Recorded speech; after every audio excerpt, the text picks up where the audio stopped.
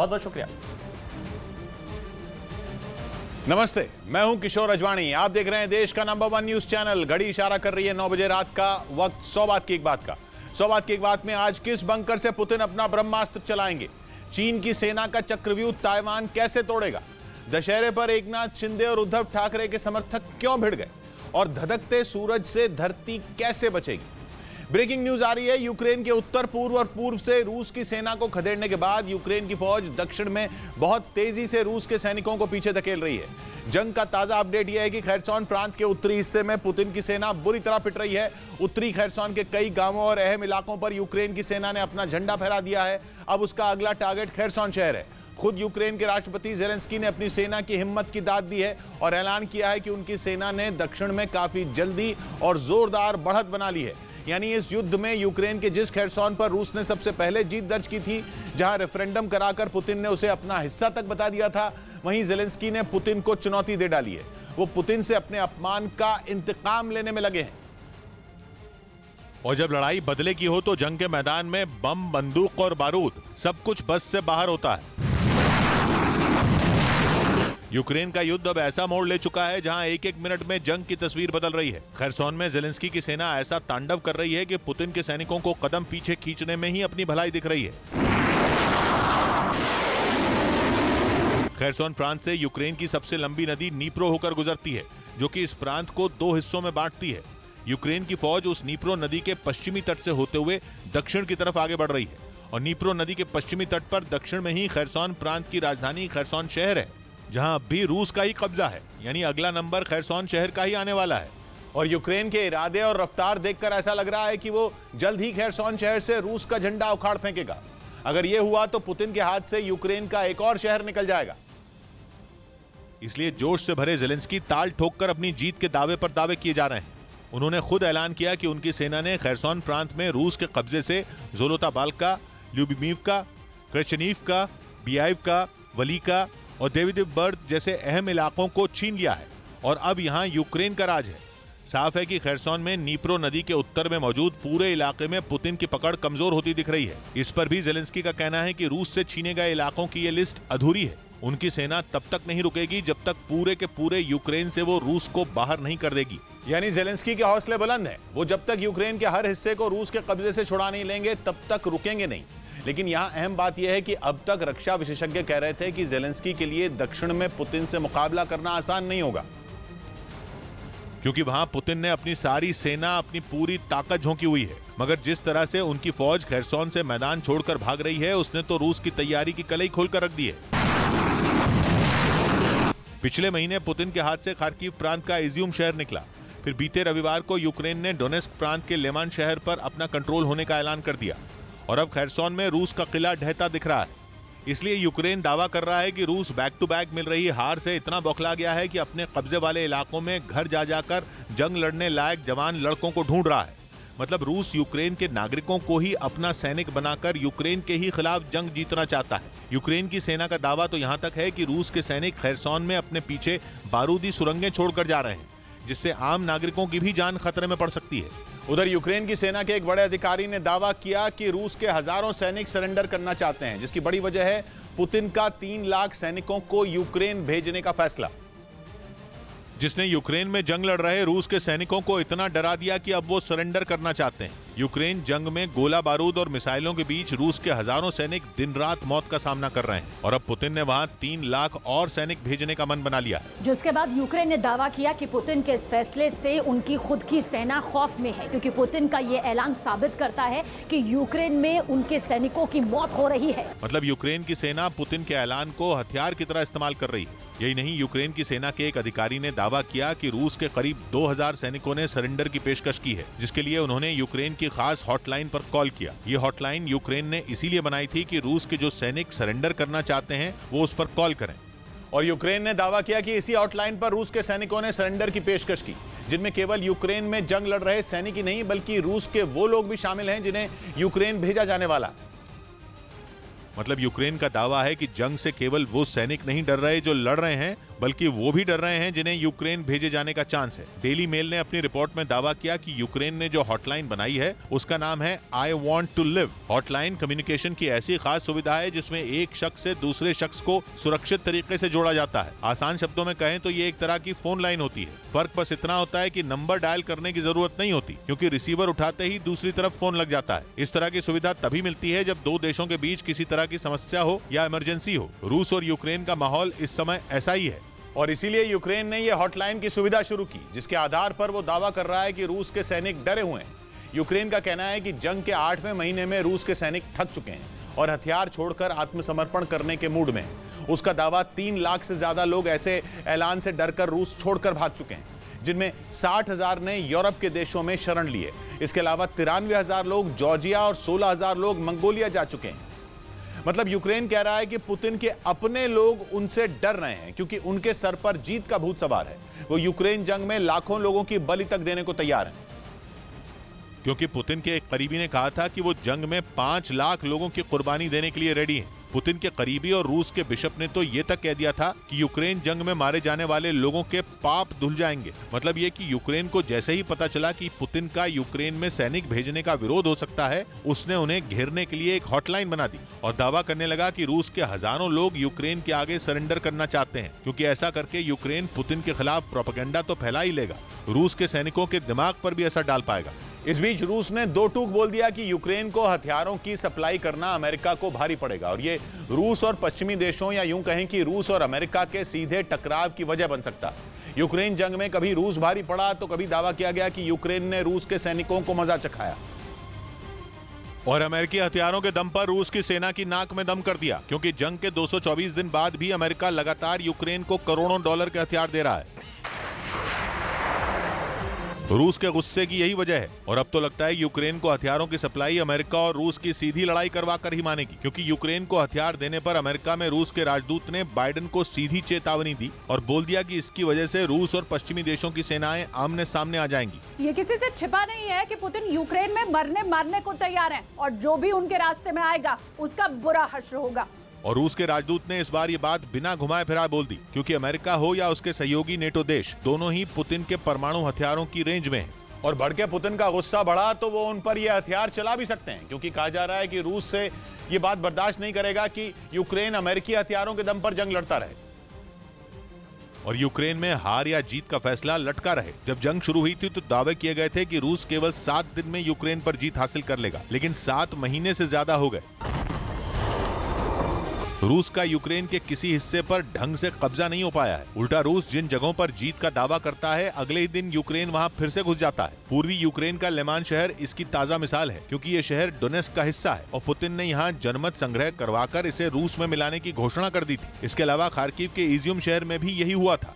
मतलब ये कि रूस 2 कदम आगे बढ़ता है तो यूक्रेन उसे 4 कदम पीछे धकेल देता है। यूक्रेन की जंग में बार बार वापसी की बड़ी वजह है अमेरिकी हथियार, जिन्होंने यूक्रेन की छोटी सी सेना को इतना बलशाली बना दिया कि वो पुतिन के पंजे से अपने इलाकों को छीन रहा है। अमेरिकी हथियारों की लंबी चौड़ी खेप का यूक्रेन पहुंचना लगातार जारी है, और एक बार फिर अमेरिका ने ऐलान किया कि वो यूक्रेन को करीब 62 करोड़ डॉलर यानी भारतीय रुपयों में करीब 5,000 करोड़ रुपए के हथियार देगा। और रूस के यूक्रेन में जनमत संग्रह करवाने के बाद ये पहली बार है जब अमेरिका यूक्रेन को हथियार देगा। वैसे जनमत संग्रह से कुछ ही दिन पहले अमेरिका ने ऐलान किया था कि वो यूक्रेन को 88,000 करोड़ रुपए के गोला बारूद और हथियार देगा, जिनमें हाई मार्स यानी high mobility artillery rocket system और होवित्जर दोनों शामिल हैं। और जनमत संग्रह के कुछ ही दिन बाद अमेरिका फिर से यूक्रेन को यही हथियार देने वाला है। मतलब साफ है कि यूक्रेन जंग में भले ही यूक्रेन की सेना खड़ी है, लेकिन लड़ अमेरिका रहा है। और पुतिन इसी वजह से आग बबूला है, जिन्होंने अमेरिका में अपने राजदूत के जरिए बाइडेन को संदेश भिजवा दिया कि अगर उन्होंने यूक्रेन की मदद करनी जारी रखी तो उनकी खैर नहीं,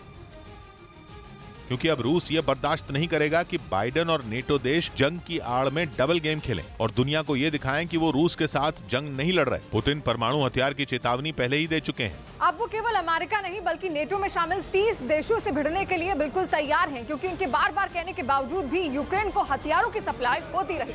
पिछले कुछ महीनों में तो इसकी रफ्तार बढ़ चुकी है, यानी ना ही अमेरिका माना और ना उसके दोस्त। उन्होंने यूक्रेन को जंग में बनाए रखा और पुतिन के गुस्से की आग में घी डालते रहे, और अब ये आग इतनी भड़क चुकी है कि बाइडेन समेत पूरा का पूरा नेटो इसमें झुलस सकता है, क्योंकि ये तो करीब करीब तय है कि पुतिन यूक्रेन में पीछे नहीं हटेंगे, वरना वो अपने 3 लाख सैनिक यूक्रेन भेजने का ऐलान नहीं करते। यानी पुतिन खत्म होने को तैयार हैं, हार मानने को नहीं।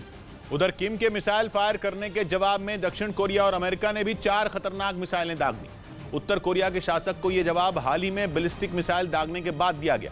किम की मिसाइल जापान के ऊपर से होकर गुजरी थी और प्रशांत महासागर में जाकर गिर गई थी, जिसके बाद दक्षिण कोरिया और अमेरिका ने किम को उनकी इस हरकत का जवाब हाथों हाथ देने की ठानी, और किम की एक बैलिस्टिक मिसाइल के जवाब में दोनों देशों ने मिलकर 5 खतरनाक मिसाइलों को फायर कर दिया।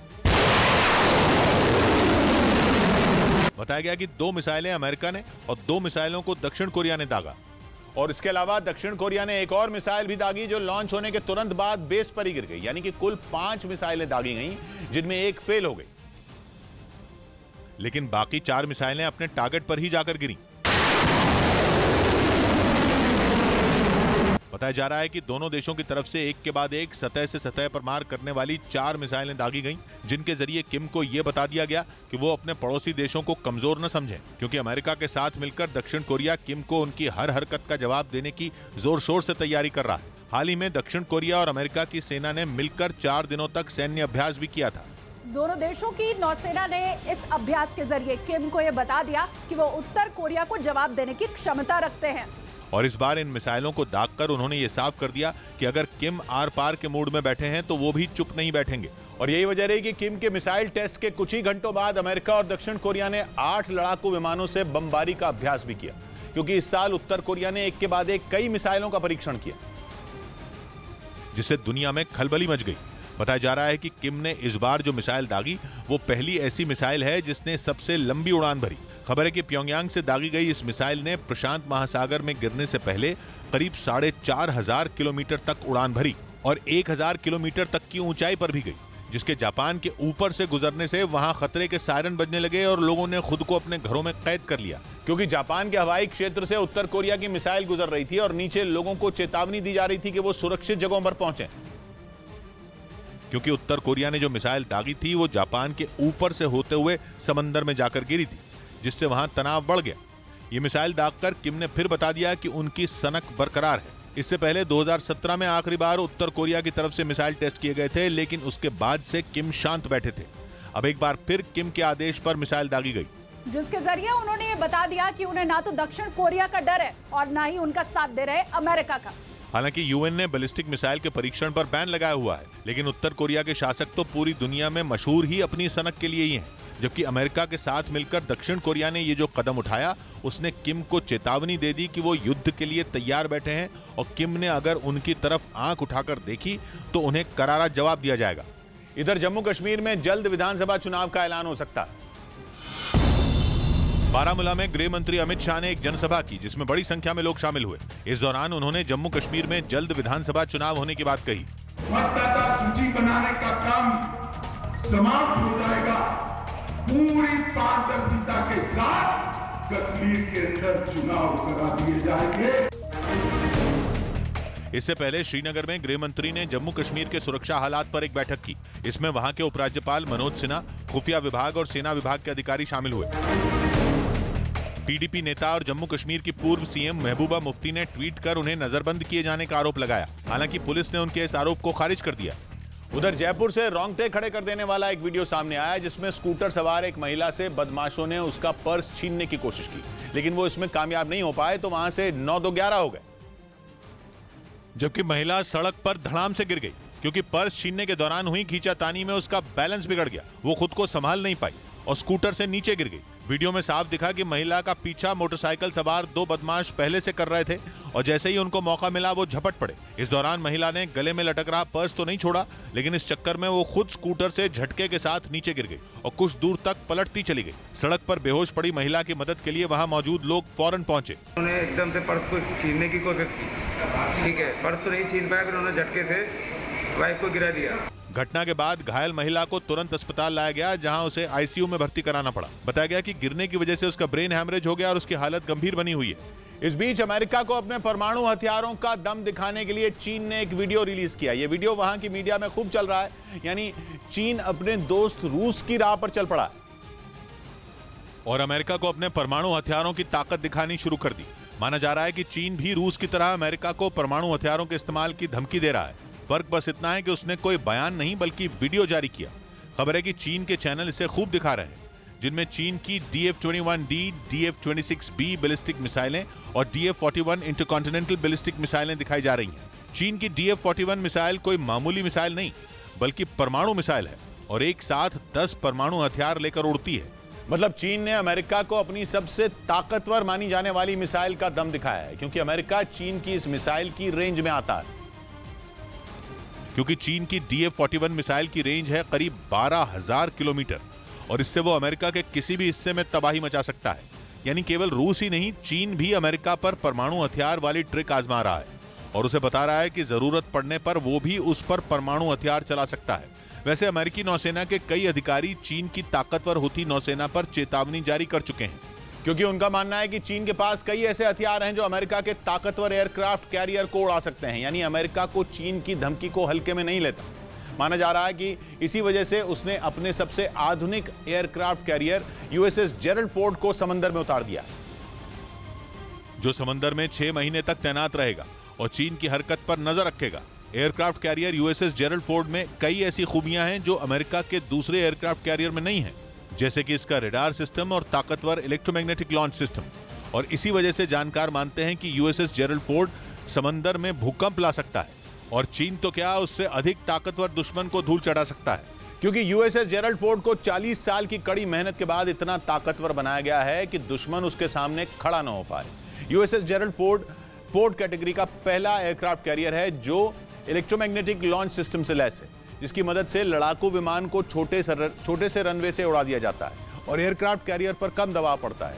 इसके अलावा जेरल्ड फोर्ड पर डबल बैंड रडार है और यह अमेरिका का इकलौता ऐसा आधुनिक एयरक्राफ्ट कैरियर है जिसके पास इस तरह का रडार है। इस रडार की वजह से जेरल्ड फोर्ड दुश्मन को चकमा भी दे सकता है, उसे पकड़ भी सकता है।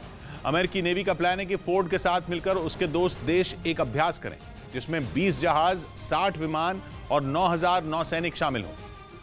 उधर ताइवान से तनातनी के बीच चीन की नौसेना ने समंदर में युद्ध अभ्यास किया। खबर है कि इस बार चीन ने जो ड्रिल की वो एंटी सबमरीन ड्रिल थी, जिसमें चीन के लड़ाकू विमानों ने समंदर के अंदर दुश्मन की पनडुब्बी पहचानने की प्रैक्टिस की। चीन ने यह ड्रिल ताइवान के आसपास और ईस्ट चाइना सी में की। यानी एक बार फिर चीन ने शांत समंदर में ड्रिल करके हलचल मचा दी। फर्क बस इतना था कि इस बार उसने मिसाइलें नहीं दागी बल्कि अपने लड़ाकू विमानों को समंदर की निगरानी करने छोड़ दिया, जिनमें चीन के Y-8 विमान शामिल हैं, जिन्होंने कड़ी ट्रेनिंग की और सीखा कि समंदर के अंदर दुश्मन की पनडुब्बी को कैसे ट्रैक करना है। चीन की यह ड्रिल 48 घंटे की थी और इसका संदेश था कि वो युद्ध के लिए हरदम तैयार है। यानी चीन ने फिर दोहराया कि ताइवान ये न समझे कि उस पर हमला नहीं होगा। चीन ने पेलोसी की ताइवान यात्रा के बाद 1-2 बार नहीं बल्कि कई बार ड्रिल किए। उसकी हर ड्रिल के बाद लगा कि चीन ताइवान पर हमला कर देगा, लेकिन ऐसा हुआ नहीं। कहा जाने लगा कि चीन केवल डरा रहा है, वो ताइवान पर हमला नहीं करने वाला। लेकिन चीन ने कभी नहीं कहा कि वो ताइवान पर हमला नहीं करेगा। इस बार की ड्रिल भी उसने इसलिए की ताकि ताइवान के सुकून में खलल पड़े। इधर दशहरे पर हिमाचल में एम्स का शुभारंभ हो गया।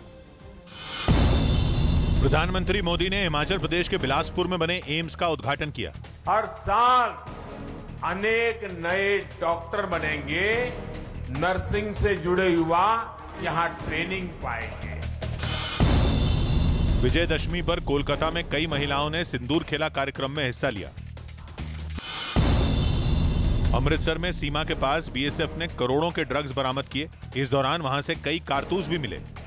उधर कोलकाता के बाबू घाट पर मूर्ति विसर्जन के दौरान लोगों ने खुदाई करने वाली मशीन के ड्राइवर की पिटाई कर दी। यह घटना तब हुई जब गंगा घाट से मूर्तियों को हटाने के लिए लगाई गई एक मशीन का अचानक ब्रेक फेल हो गया, जिसकी चपेट में कुछ लोग आ गए और इसी बात से गुस्साए लोगों ने उस खुदाई करने वाली मशीन के ड्राइवर की जमकर पिटाई कर दी। इस घटना का जो वीडियो सामने आया उसमें कई लोग उस ड्राइवर पर ताबड़तोड़ वार करते दिखे। कोई थप्पड़ चलाता नजर आया तो कोई मुक्के मारता दिखा। इस दौरान कई लोग उसे बचाने की कोशिश करते रहे, लेकिन लोगों के गुस्से के आगे उनकी एक न चली। कई लोग तो बीच बचाव कर रहे लोगों से ही उलझ गए। इस बीच पुलिस के कुछ अधिकारी भी वहां पहुंच गए, लेकिन इसके बाद भी वहां हंगामा शांत नहीं हुआ। लोगों का गुस्सा देखकर ऐसा लगा जैसे वो लोग उस ड्राइवर को जान से मारकर ही दम लेंगे। हालांकि बाद में किसी तरह से पुलिस ने उस ड्राइवर को लोगों के चंगुल से छुड़ा लिया। इस बीच ईरान में हिजाब विरोधी आग हर गुजरते दिन के साथ भड़कती जा रही है। 13 सितंबर को 22 साल की महसा अमीनी को हिजाब पहनने के नियम तोड़ने के आरोप में गिरफ्तार किया गया था, लेकिन 16 सितंबर को उनकी पुलिस हिरासत में मौत हो गई थी, जिसके बाद से ईरान में लगातार प्रदर्शन हो रहे हैं। और हालात इतने ज्यादा खराब हो चुके हैं कि अब हिजाब का विरोध गृह युद्ध की शक्ल लेता जा रहा है। ईरान में ऐसे शहरों की गिनती बढ़ती जा रही है जहां लोग सड़कों पर उतरकर हिजाब के कानून का विरोध कर रहे हैं। राजधानी तेहरान और उसके आसपास के शहरों में सड़कों पर आगजनी की जा रही है। देखने से ऐसा लग रहा है जैसे वहां कोई दंगा भड़का हो। पुलिस के खिलाफ लोगों का गुस्सा 7वें आसमान पर है। शहरों में जगह जगह प्रदर्शन हो रहे हैं और इन विरोध प्रदर्शनों की अगुवाई ज्यादातर महिलाएं कर रही हैं। वहां के करज शहर से जो तस्वीरें सामने आई, उनमें बड़ी संख्या में लड़कियां हिजाब लहराकर सड़क पर प्रदर्शन करती दिखी। इसी तरह की एक दूसरी तस्वीर में सड़क पर लड़कियों की भीड़ हंगामा करती नजर आई। मतलब यह कि महसा अमीनी की मौत के 20 दिन गुजरने के बाद भी मामला शांत होता नजर नहीं आ रहा। विरोध की आग में पूरा ईरान झुलस रहा है। प्रदर्शन में शामिल होने वालों की संख्या दिनों दिन बढ़ती जा रही है और प्रदर्शनकारियों और पुलिस के बीच लगातार हिंसक झड़पें हो रही हैं। ईरान के लोगों ने वहां की सरकार, सिस्टम और उन शर्तों के खिलाफ बगावत का ऐलान किया है जो महिलाओं से उनका हक छीनती हैं। ऊपर से कुछ रोज पहले निका नाम की एक 17 साल की लड़की की मौत ने आंदोलन की आग में घी डालने का काम किया, क्योंकि निका न सिर्फ हिजाब कानून का विरोध कर रही थी, बल्कि विरोध करने वाले कुछ लोगों की अगुवाई भी कर रही थी। निकी अकेली ऐसी लड़की नहीं है जो ईरान की पुलिस की बेरहमी की शिकार हुई हो, बल्कि वहां मरने वालों की गिनती 150 के पार पहुंच चुकी है। आरोप है कि ईरान की पुलिस इस आंदोलन को ताकत देने के दम पर कुचलने में जुटी हुई है। यही वजह है कि 3 हफ्तों से पूरा ईरान आंदोलन की आग में जल रहा है और लगातार इसका दायरा बढ़ता ही जा रहा है। इधर उत्तराखंड के सीएम पुष्कर सिंह धामी उत्तरकाशी पहुंचे। मुख्यमंत्री के साथ हरिद्वार से सांसद रमेश पोखरियाल निशंक ने गंगोत्री के पास द्रौपदी का डांडा 2 पर्वत का हवाई दौरा किया और वहां फंसे पर्वतारोहियों को बचाने के लिए चलाए जा रहे रेस्क्यू ऑपरेशन की जानकारी ली। इससे पहले सीएम बर्फ के तूफान से बचाए गए लोगों से मिलने अस्पताल भी गए। वहाँ लोगों तक पहुँचने की कोशिश कर रहे हैं। जो ऑलरेडी वहाँ पे टीम है वो रेस्क्यू ऑपरेशंस में इन्वॉल्व है। राहत और बचाव अभियान में जुटी आईटीबीपी ने 6 और लोगों को एयरलिफ्ट करने की जानकारी दी, यानी अभी तक 15 लोगों को सुरक्षित बचा लिया गया। उनको बहुत ज्यादा शॉक हुआ है। और इस बीच पश्चिमी मीडिया ने दावा किया कि रमजान कादिरोव ने चेचनिया के लोगों को अपनी पत्नियों को पीटने का आदेश दे दिया। ऐसा इसलिए क्योंकि यूक्रेन युद्ध छिड़ने के बाद वहां की महिलाओं ने पुतिन के खिलाफ बड़े पैमाने पर विरोध शुरू कर दिया और इसी बात ने पुतिन को अपना आका मानने वाले कादिरोव को बुरी तरह भड़का दिया। चेचनिया में ही पुतिन के खिलाफ हो रहे प्रदर्शनों ने उन्हें गुस्से से भर दिया। इसके बाद कादिरोव ने अपने लोगों को एक बेहद खौफनाक आदेश दे दिया। उन्होंने चेचनिया के लोगों को पुतिन का विरोध कर रही अपनी पत्नियों की पिटाई करने का फरमान सुनाया। कादिरोव के इस फरमान के पीछे उनकी बौखलाहट को भी एक बड़ी वजह बताया जा रहा है, क्योंकि जिस तरह से रूसी सेना और चेचन लड़ाके यूक्रेन में घुटने टेक रहे हैं, ऐसा तो कादिरोव ने कभी सोचा भी नहीं होगा। तभी तो वो जंग की शुरुआत से ही कहते रहे कि यूक्रेन पर कब्जा महज कुछ दिनों की ही बात है और इसीलिए उन्होंने चेचन लड़ाकों की बड़ी बड़ी टुकड़ियां रूसी सैनिकों के साथ मिलकर लड़ने के लिए यूक्रेन की जंग में उतार दी। कहा जाता है कि इसके लिए कादिरोव ने चेचनिया में बड़े पैमाने पर भर्तियां शुरू कर दी ताकि जो जंग पुतिन ने छेड़ी उसमें सैनिकों की कमी न हो। जंग की शुरुआत से ही हजारों की संख्या में यूक्रेन पहुंचे चेचन लड़ाकों ने जेलेंस्की की सेना पर कहर ढा दिया। रूसी सेना के साथ मिलकर वो तेजी से यूक्रेन के सैनिकों को पछाड़ने में जुट गए, लेकिन पश्चिमी देशों से मदद मिलते ही जेलेंस्की के सैनिकों ने बाजी पलट दी। पुतिन की फौज और चेचन लड़ाकों पर यूक्रेन की सेना ने ऐसा पलटवार किया कि उनकी सारी रणनीति धरी की धरी रह गई। सैकड़ों की संख्या में रूसी सैनिक और चेचन लड़ाके मारे गए। जंग लड़ने के लिए सैनिकों की कमी पड़ गई, जिसके बाद कादिरोव ने चेचनिया से और लोगों को जंग में लड़ने के लिए भेजना शुरू कर दिया। और कहा जाता है कि इसके लिए रमजान कादिरोव ने जो रास्ता अपनाया उसने वहां के ज्यादातर लोगों को पुतिन के खिलाफ कर दिया। आरोप लगाया गया कि कादिरोव चेचनिया के लोगों को जबरन जंग लड़ने के लिए भेज रहे हैं और जो लोग यूक्रेन जाकर लड़ने से इनकार कर रहे हैं उन्हें और उनके परिवार वालों को धमकाया जा रहा है। इतना ही नहीं, पश्चिमी मीडिया ने तो यहां तक दावा किया कि चेचन लोगों को अगवा करके भी यूक्रेन भेजा जा रहा है। एक रिपोर्ट के मुताबिक सिर्फ सितंबर के महीने में ही 400 से ज्यादा चेचन गायब हो चुके हैं। माना जा रहा है कि या तो वो कादिरोव के कब्जे में हैं या फिर उन्हें जंग लड़ने के लिए भेज दिया गया है। कहा जाता है कि रमजान कादिरोव के खौफ से ज्यादातर लोग जंग लड़ने के लिए आसानी से तैयार हो जाते हैं, जबकि चेचनिया के जो लोग ऐसा नहीं करते उन्हें झूठे मुकदमों में फंसाकर जेलों में ठूंस दिया जाता है और उनके परिवार वालों को खत्म करने की धमकी भी दी जाती है। पश्चिमी मीडिया के मुताबिक पुतिन के युद्ध जीतने के सपने को पूरा करने के लिए कादिरोव ने सारी हदें पार कर दी हैं। कहा जाता है इसी बात ने चेचनिया की महिलाओं को पुतिन के खिलाफ खड़ा होने के लिए मजबूर कर दिया और उन्होंने खुलकर रूस के राष्ट्रपति का विरोध शुरू कर दिया। वहां की महिलाओं ने साफ कर दिया कि जंग के नाम पर चेचनिया के लोगों की बलि उन्हें मंजूर नहीं। इसीलिए कादिरोव के 15 साल के शासन में ऐसा पहली बार हुआ कि महिलाएं खुलकर सड़कों पर उतर आईं। खबर के मुताबिक 21 सितंबर को महिलाओं ने चेचनिया में पुतिन के खिलाफ एक बड़ी रैली निकाली, जिसे रोकने के लिए कादिरोव के लड़ाकों ने बर्बरता दिखाई। दावा किया गया कि रैली में शामिल हुई 100 से ज्यादा महिलाओं को हिरासत में ले लिया गया, जबकि 130 से ज्यादा औरतें गायब हो गईं। लेकिन अपने ही घर में हुए इस विरोध से रमजान कादिरोव बुरी तरह बौखला गए। पश्चिमी मीडिया ने दावा किया कि कादिरोव ने चेचनिया के लोगों को अपनी पत्नियों को पीटने के लिए मजबूर किया और आदेश दिया कि ऐसा नहीं करने वालों को जेल भेज दिया जाएगा। कादिरोव के इस नए फरमान से वहां के लोगों का खौफ और बढ़ गया। लेकिन कहा जाता है कि पुतिन के वफादार रमजान कादिरोव को अपने लोगों की भी फिक्र नहीं है। वो पुतिन के सिर पर यूक्रेन की जीत का ताज देखने के लिए कोई भी कदम उठा सकते हैं, फिर चाहे अपने ही लोगों को जबरन जंग में भेजना हो या फिर विरोध करने वालों को जेलों में ठूसना हो, क्योंकि पत्नियों को पीटने के फरमान के साथ ही कादिरोव ने यह भी साफ कर दिया कि जंग और पुतिन का विरोध करना देश से गद्दारी होगी। इधर बिहार और उत्तर प्रदेश में बारिश ने लोगों की मुश्किलें बढ़ा दी। यूपी के बहराइच में भारी बारिश के बाद सड़कें पानी से भर गईं, जिनमें लोग जोखिम भरा सफर करते दिखे। बिहार के खगड़िया जिले में हुई बारिश की वजह से कई मकानों में पानी भर गया। दिल्ली और नोएडा में भी मौसम के अचानक करवट बदलने के बाद कुछ इलाकों में जोरदार बारिश हुई। उधर अमेरिका के कैलिफोर्निया में कार से भाग रहे चोरों को पुलिस ने धर दबोचा। बताया गया कि चोर एक घर में चोरी करने के बाद पुलिस को चकमा देकर वहां से भाग रहे थे। तभी कार सड़क पर जा रहे एक ट्रक से जा टकराई। इस घटना का जो वीडियो सामने आया उसमें एक कार तेज रफ्तार से सड़क पर दौड़ती नजर आई, जिसे पकड़ने के लिए पुलिस की एक गाड़ी पीछा करती दिखी। कार का एक पहिया न होने के बावजूद चोर उसे तेज स्पीड से भगाते नजर आए। कार की रफ्तार इतनी तेज थी कि पहियों से चिंगारी निकलती दिखी। कई घंटे चले इस चोर पुलिस के खेल में अचानक कार का बैलेंस बिगड़ गया और वो सड़क पर जा रहे ट्रक से भिड़ गई। इसके बाद चोरों की कार सड़क के किनारे जाकर रुक गई। इस बीच वहां पुलिस की गाड़ी पहुंच गई, लेकिन चोर यहां भी नहीं रुके और वो गिरफ्तारी से बचने के लिए कार से निकलकर सड़क पर भागने लगे, जिसके बाद पुलिस ने उनका पीछा शुरू किया और कुछ दूर तक दौड़ाने के बाद उन्हें धर दबोचा। इस बीच खबर है कि हथियार बनाने वाली कंपनी रफाल जल्द ही दुश्मन को बिना आवाज किए ढेर करने वाला एक खास हथियार इजराइल को देने वाली है। बताया जा रहा है कि स्पाइक फायर फ्लाइट नाम के हथियार को इस तरह डिजाइन किया गया है कि दुश्मन को बिना आहट के कुछ ही सेकंड में मार गिराया जा सकेगा। और कहा तो यह भी जा रहा है कि इससे हमला करने से दुश्मन को इस बात की भनक भी नहीं लगेगी कि वो इजराइल की सेना के निशाने पर है। दावा तो यहाँ तक किया गया कि बिना आवाज करने वाले इस हथियार से सटीक हमला भी किया जा सकता है। और स्पाइक फायर फ्लाइट न केवल एक ही जगह से दुश्मन पर वार कर सकता है, बल्कि सैनिक इसे अपने कंधे पर टांग कर कहीं भी ले जा सकते हैं और घात लगाकर बैठे दुश्मन का नामो निशान मिटा सकते हैं। यही नहीं, खबरें तो ये भी हैं कि इस हथियार को खासतौर पर शहरी इलाकों के लिए डिजाइन किया गया है, जहां पर लोग अपनी व्यस्त दिनचर्या के कारण आसपास रहने वाले लोगों से कम परिचित होते हैं, जिस वजह से आतंकियों को ऐसे इलाकों में छिपने की जगह मिल जाती है और वो अपनी साजिश को अंजाम तक पहुंचाने के काम में जुटे रहते हैं। माना जा रहा है कि ऐसे में इजराइल के फौजियों को इस हथियार के इस्तेमाल से दुश्मन को मार गिराने में मदद मिलेगी, क्योंकि ये दुश्मन को ढेर भी कर देगा और इलाके में तनाव के हालात पैदा होने से भी बचा जा सकेगा। और इस हथियार की खास बात तो यह भी है कि वो दिन हो या रात किसी भी समय पर अपने मिशन को पूरा कर सकता है।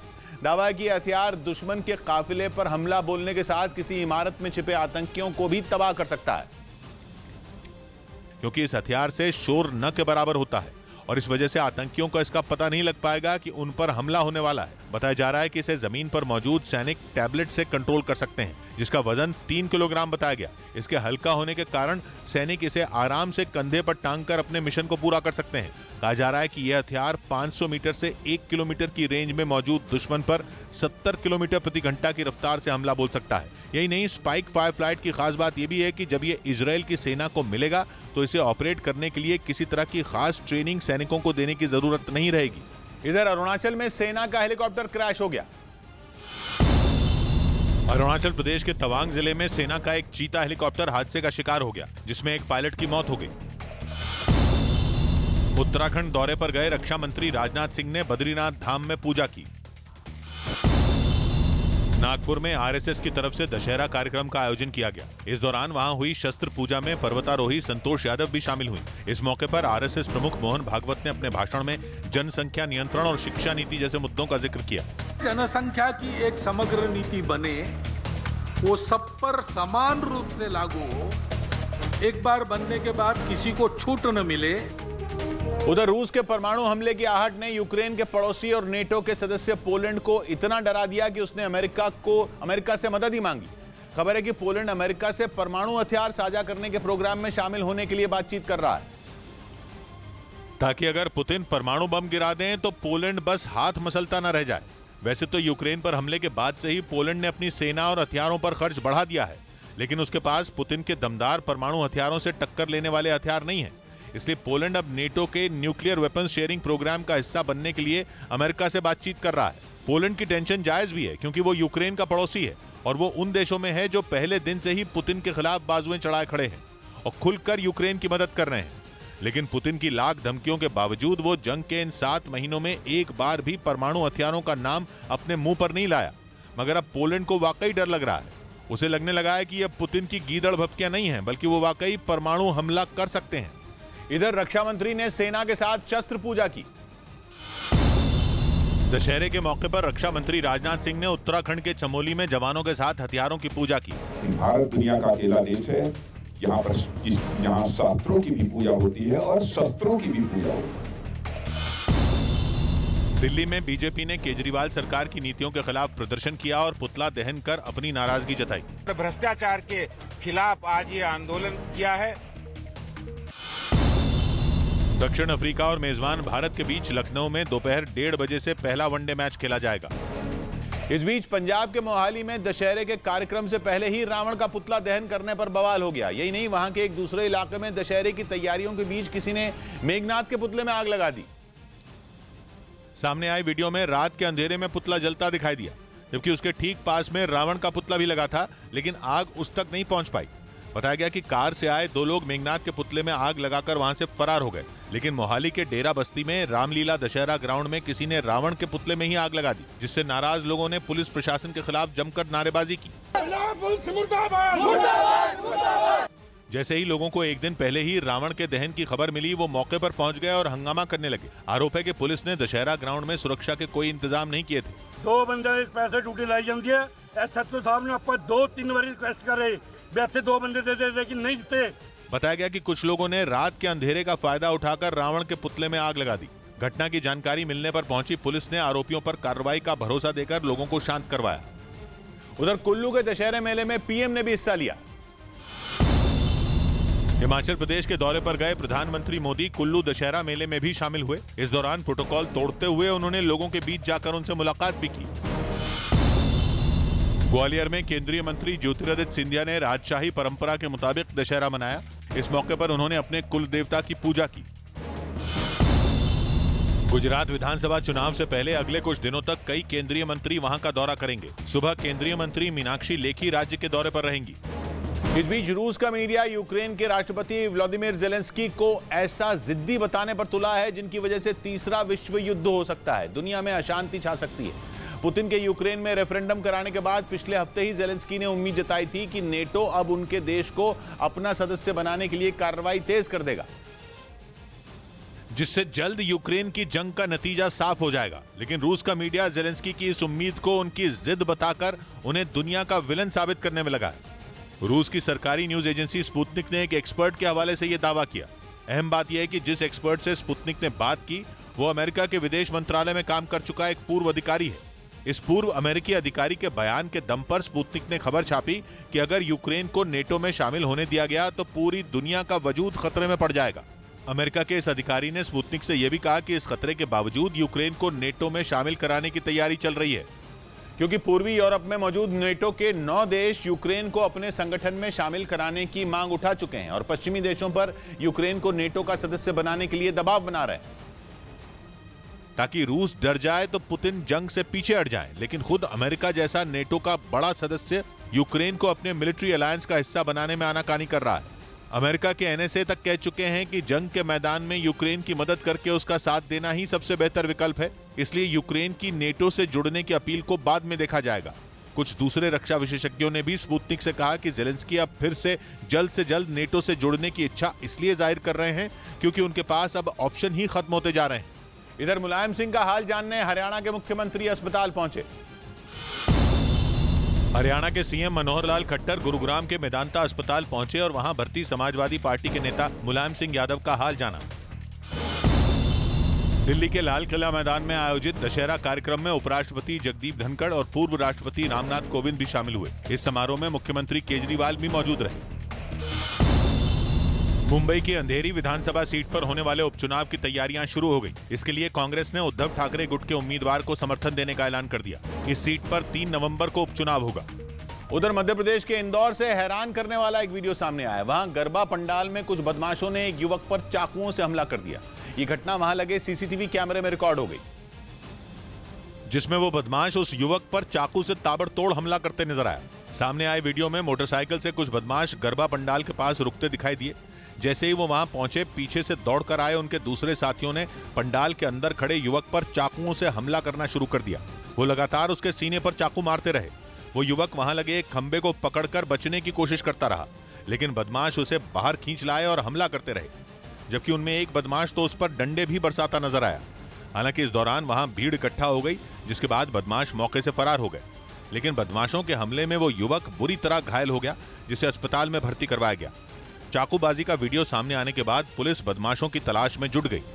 इस बीच पाकिस्तानी फौज के चीफ कमर जावेद बाजवा की उम्मीदों पर अमेरिका ने पानी फेर दिया। F-16 से जुड़ी डील पर भारत के ऐतराज का ऐसा असर हुआ कि अमेरिका ने रातों रात पाकिस्तान पर नीति बदल दी। बाजवा को पेंटागन में शानदार स्वागत और मीडिया के कैमरों की चकाचौंध की उम्मीद थी, लेकिन अमेरिका ने उनकी मेजबानी बिल्कुल खुफिया अंदाज से कर दी। मतलब बिल्कुल ऐसे कि किसी को कानो कान खबर ना हो जाए। बाजवा पेंटागन में पहुंचे तो सही, लेकिन वहां मीडिया के कैमरे गायब हो गए। उनकी मुलाकात अमेरिका के रक्षा मंत्री के साथ हुई, लेकिन दोनों को एक क्रम से दूर कर दिया गया और पूरा कार्यक्रम ऐसा हुआ जैसे कोई बेहद गोपनीय मुलाकात हो रही हो। ऐसा तब हुआ जब पाकिस्तान और अमेरिका के बीच रिश्ते सुधरते हुए दिखने लगे थे, जिसकी मिसाल F-16 डील को माना जा रहा है। अमेरिका अपने सबसे घातक फाइटर जेट F-16 पाकिस्तान को देने वाला है, लेकिन दोनों की इस डील का भारत ने तगड़ा विरोध किया था। विदेश मंत्री एस जयशंकर ने तो अमेरिका को मीडिया के सामने ही आईना दिखा दिया था। Where they are deployed and what is the use and what is their capability. So, you're not fooling anybody by saying these things. Bharat की तरफ से इतने तीखे जवाब की उम्मीद शायद अमेरिका ने कभी नहीं की होगी। अमेरिका दशकों से इसी तरह गुपचुप तरीके से पाकिस्तान के हाथ मजबूत करता रहा है। माना जाता है कि अफगानिस्तान में छिपे अल जवाहिरी के एनकाउंटर में पाकिस्तान का हाथ था। दावा यह है कि अल जवाहिरी को मारने के बाद पाकिस्तान ने अमेरिका के साथ तगड़ा मोल भाव किया था। उसी मोल भाव में उसे F-16 की डील भी मिल गई थी, लेकिन साफ हो गया कि मौका परस्ती की बुनियाद पर बनाए गए रिश्तों में दम नहीं होता। इसीलिए बाजवा की मेजबानी करना भी अमेरिका के गले की हड्डी बन गया और भारत के दबाव की वजह से वो ये फैसला ही नहीं कर पाया कि पाकिस्तान की सेना के चीफ की मेजबानी की जाए या नहीं, जबकि जनरल कमर जावेद बाजवा के पेंटागन में पहुंचने का कार्यक्रम काफी पहले तय किया जा चुका था। लेकिन भारत की एक शिकायत के बाद अमेरिका के सुर बदल गए। माना जाता रहा है कि अमेरिका के लिए पाकिस्तान कई कारणों से जरूरी है। अमेरिका की कोशिश हमेशा से एशिया में अपना दबदबा बढ़ाने की रही है। भारत उसके काबू में कभी आया नहीं और चीन का बढ़ता कद अमेरिका के लिए हमेशा सिरदर्द बना रहा। अब अमेरिका के सामने 2 चुनौतियां, पहला चीन और दूसरा बेलगाम अफगानिस्तान। पश्चिम में पाकिस्तान की सीमा अफगानिस्तान ही नहीं, ईरान से भी लगती है।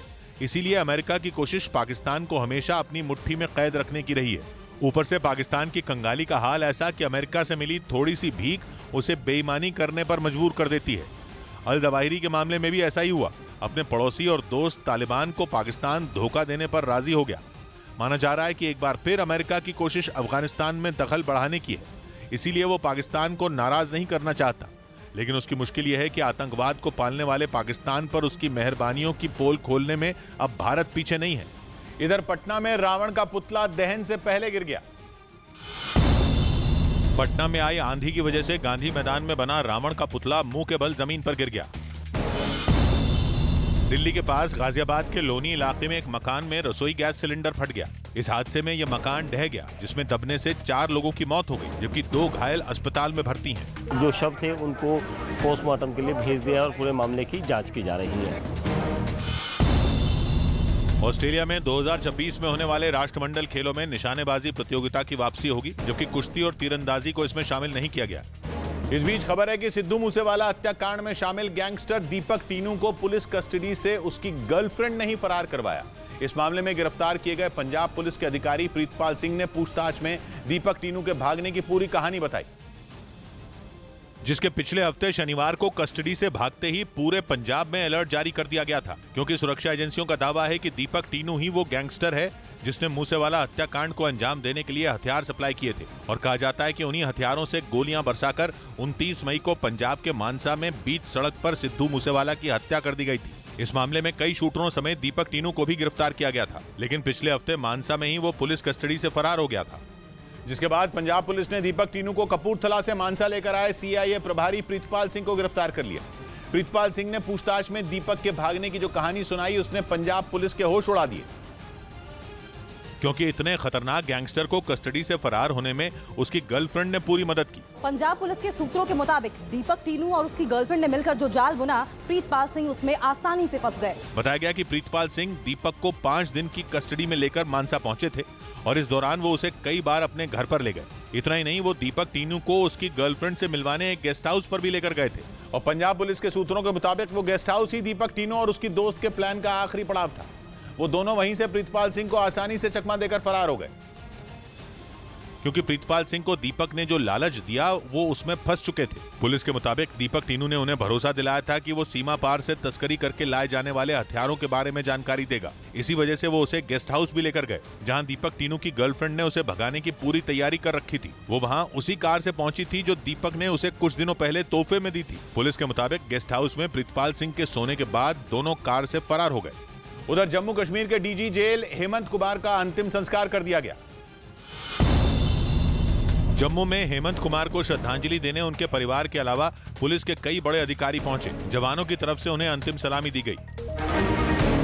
हेमंत कुमार के परिवार ने हत्या के पीछे आतंकी साजिश होने का शक जताया और जांच की मांग उठाई। बैच का एक बहुत ही आउटस्टैंडिंग और दिलेर अफसर का जाना इस तरीके से एक नेशनल लॉस है। हालांकि जम्मू कश्मीर पुलिस ने बताया कि अब तक हुई पूछताछ में इस मामले में कोई आतंकी कनेक्शन सामने नहीं आया। इधर मुंबई के बांद्रा वर्ली सी लिंक से रोंगटे खड़े कर देने वाला एक वीडियो सामने आया है, जिसमें सी लिंक पर कई गाड़ियों की जोरदार भिड़ंत हो गई, जिसका वीडियो सीसीटीवी कैमरे में रिकॉर्ड हो गया, जिसमें सड़क पर खड़ी एक गाड़ी और एम्बुलेंस से तेज रफ्तार कार भिड़ गई। वीडियो में पहले तो एक कार तेजी से आती दिखाई दी, फिर उसकी वहां खड़ी गाड़ियों से भीषण टक्कर हो गई। इसके बाद जो हुआ, ब्रेक के बाद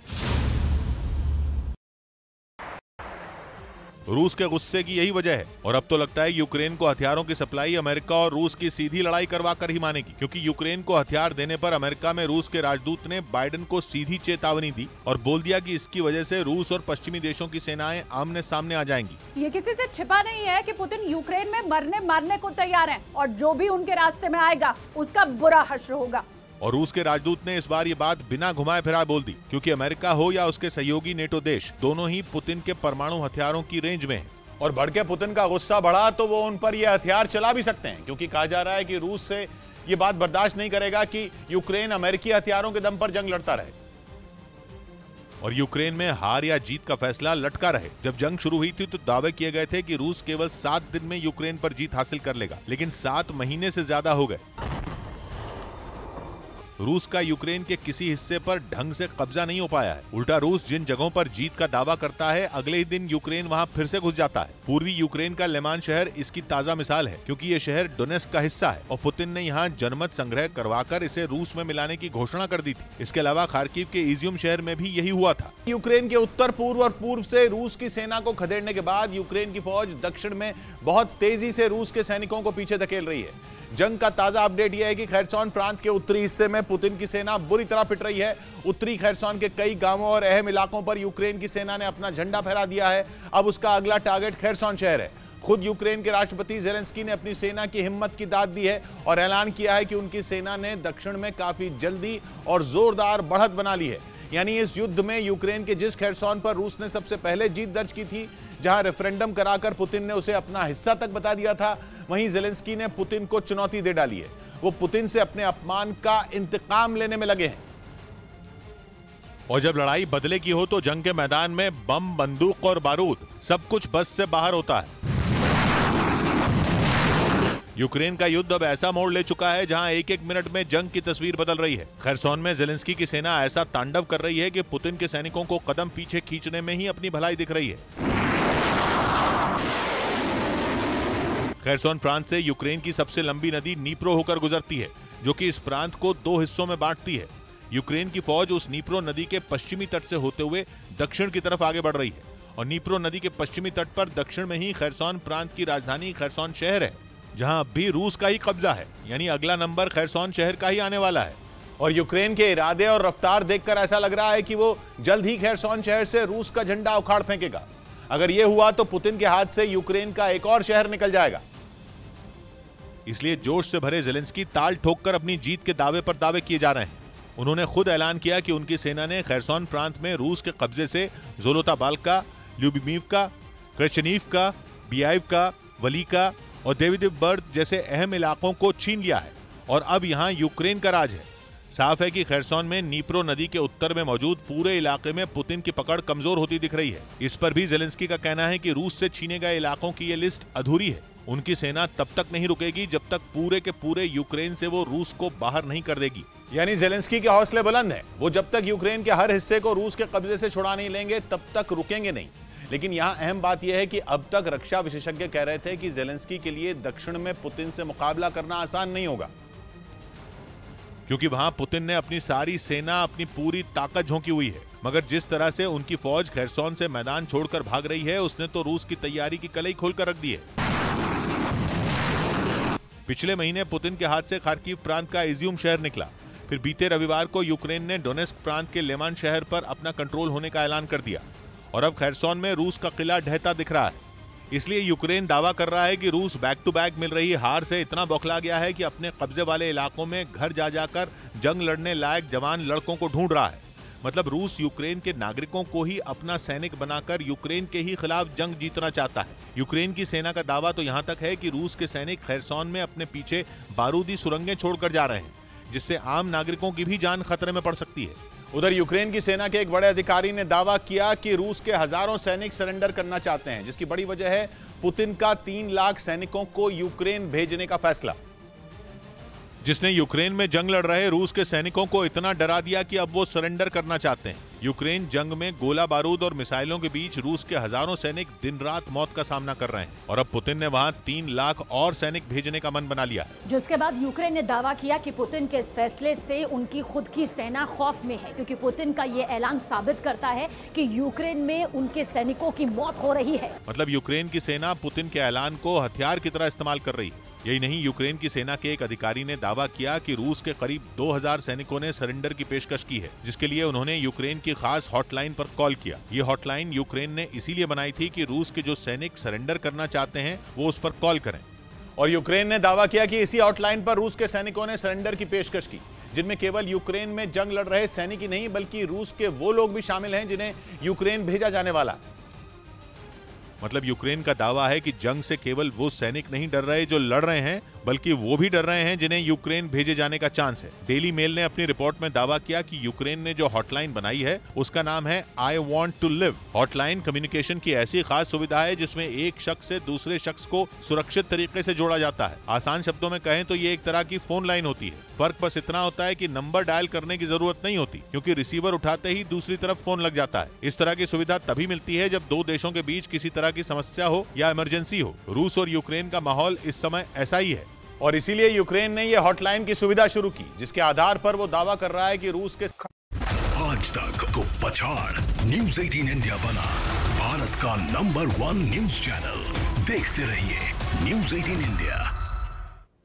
मुंबई के बांद्रा वर्ली सीलिंग से रोंगटे खड़े कर देने वाला एक वीडियो सामने आया, जिसमें सीलिंग पर कई गाड़ियों की जोरदार भिड़ंत हो गई, जिसका वीडियो सीसीटीवी कैमरे में रिकॉर्ड हो गया, जिसमें सड़क पर खड़ी एक गाड़ी और एम्बुलेंस से तेज रफ्तार कार भिड़ गई। वीडियो में पहले तो एक कार तेजी से आती दिखाई दी, फिर उसकी वहां खड़ी गाड़ियों से भीषण टक्कर हो गई और वहां अफरा तफरी मच गई। ये टक्कर इतनी जबरदस्त थी कि एक गाड़ी तो पूरी तरह चकनाचूर हो गई।